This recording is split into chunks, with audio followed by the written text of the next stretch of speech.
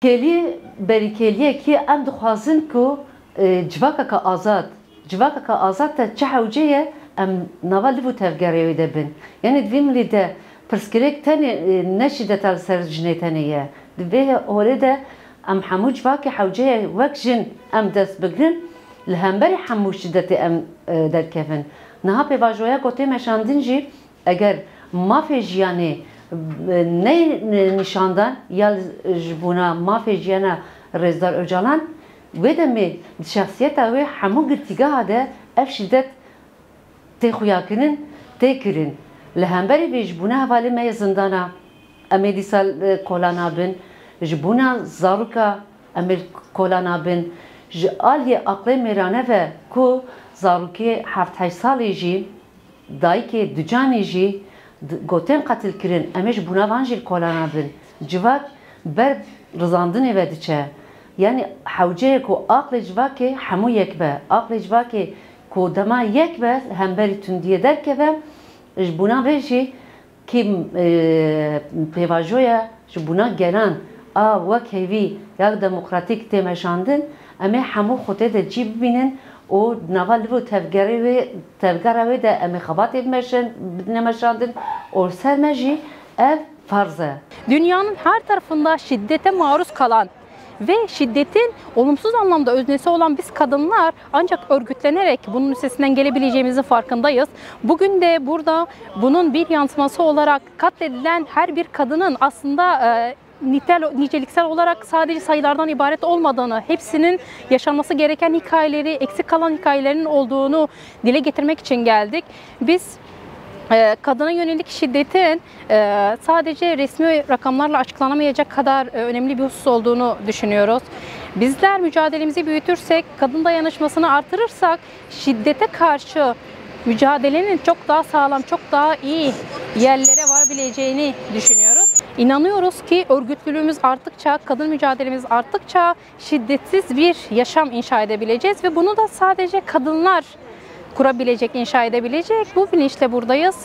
Bu bilinçle biz kadınları 25 Kasım'da yapacağımız yürüyüşe sahip çıkmaya, o güce güç katabilmeye davet ediyoruz ve gelin gücümüze güç katın diyoruz. Devletin kanunlarında resmi hukuk diyebileceğimiz bir caydırıcılığı yok.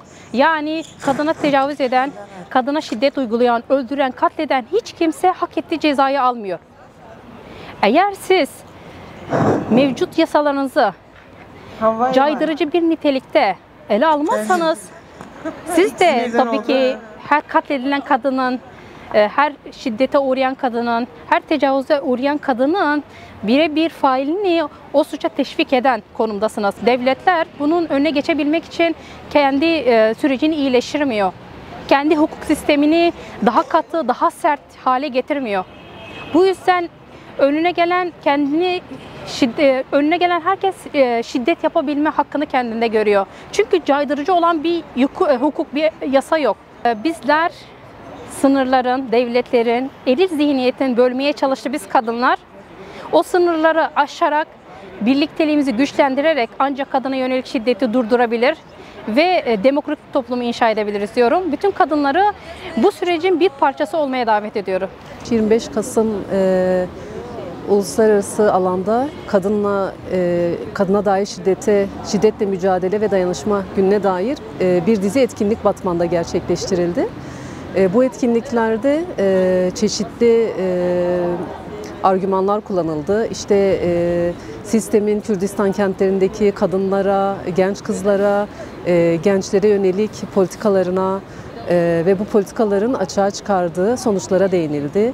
Bizler mahalle mahalle, sokak sokak bu asimilasyon politikalarının açığa çıkması sonucu kentlerdeki yozlaşmaya, asimilasyon politikalarını her daim kadın bilinciyle açığa çıkarmaya çalıştık. Özel savaş politikası sonucu Kürdistan'daki bu yıkımlar, kıyımlar bugün de devam etmektedir maalesef. Tecrübeli kadınlar olarak her daim bu politikalara karşı sesimizi yükseltmeye, var olan kadın mücadelesini yükseltmeye ve alanlarda olmaya da devam edeceğimizi belirtmek istiyorum. Kadın kırımlarının, kadın kıyımlarının devletin, sistemin maalesef ki sistematik bir politikası olduğunu da biliyoruz. Bu anlamda kadınlar olarak mücadele yolunda ilerlemeye devam edeceğiz. Devlet maalesef ki, sistem maalesef ki Kürdistan kentlerine özel olarak yönelmiş bulunmakta. Bizler gençlerimizi, kızlarımızı, genç kadınlarımızı maalesef ki sistemin çürümüş zihniyetine maruz bırakmayalım çağrısını yapıyoruz. Ne yapabiliriz bu anlamda? Çözüm sunmaya çalışıyoruz. Genç kızlarımızı, genç yoldaşlarımızı daha bilinçli, daha sistemin argümanlarından daha uzak bir mücadele zeminine davet ediyoruz. Sistem Kürdistan'da özel bir boşluk yaratmaya çalışıyor ki gerçekten sistem, gençlik bu özgürlük mücadelesinden kopuk bir gençlik yaratmaya çalışıyor ve özgürlük mücadelesinden kopuk genci de maalesef ki madde bağımlılığına, fuhuşa sürükleme zeminini açığa çıkartıyor.